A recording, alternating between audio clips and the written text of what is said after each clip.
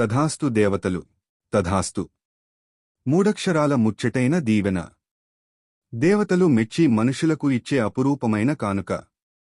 కష్టనష్టాల నుండి కాపాడమని, కోరికలు తీర్చి కరుణించమని దేవతలను ప్రార్థించడం మనుషుల సహజ నైజం. ఆకాశానికి, అంతరాళానికి నడుమ త్రిశంకువులా ఊగిసలాడడం మనుషులకు ఆ భగవంతుడు ఇచ్చిన వరమో, శాపమో తేల్చడం సాధ్యం కాదు.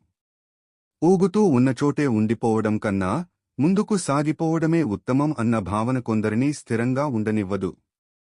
మనిషి అటు స్వర్గానికి, ఇటు నరకానికి కాకుండా మధ్యలో వేలాడటానికి కారణం లేకపోలేదు.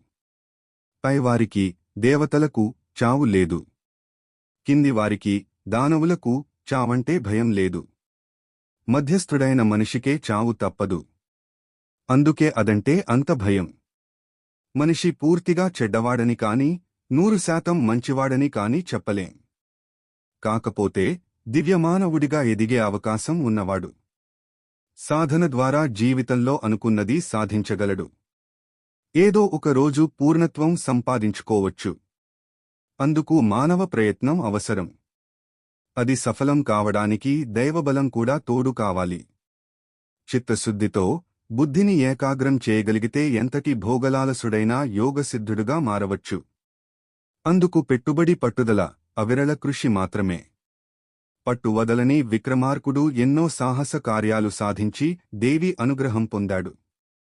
మనం తలవకపోయినా, కొలవకపోయినా పైనుంచి అదృశ్య శక్తులు మనల్ని వీక్షిస్తూనే ఉంటాయని పెద్దలు అంటారు. చెడు పనులు, చెడు భావనలు చేయకూడదన్న కట్టుబాటు ప్రగతికి దారిదీపం లాంటిది. మానవుడి అంతర్యామి శుద్ధి కావాలి. తథాస్తు. దేవతలు తమకు అండగా ఉంటారని భక్తుల నమ్మకం. ప్రాచీన గ్రీకు దేశస్థులు దారిచూపే దేవతలను ఎగ్రిగోర్స్ అని పిలిచేవారు. యుద్ధరంగానికి బయలుదేరే ముందు విజయం కోరి వారిని ప్రార్థించేవారు. శుభకార్యాలు నిరాటంకంగా జరగాలని ముందుగానే వారికి మొక్కుబళ్లు చెల్లించేవారు.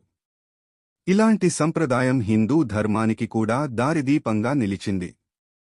తమసోమ జ్యోతిర్గమయ అన్న ఉపనిషత్తుల మహావాక్యం జాతి హృదయంలో సుస్థిరమైంది.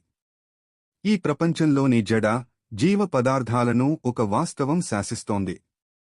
ఇంద్రియాల వెనుక మనసు ఉన్నట్లే కార్యం వెనుక కారణం ఉంటుంది.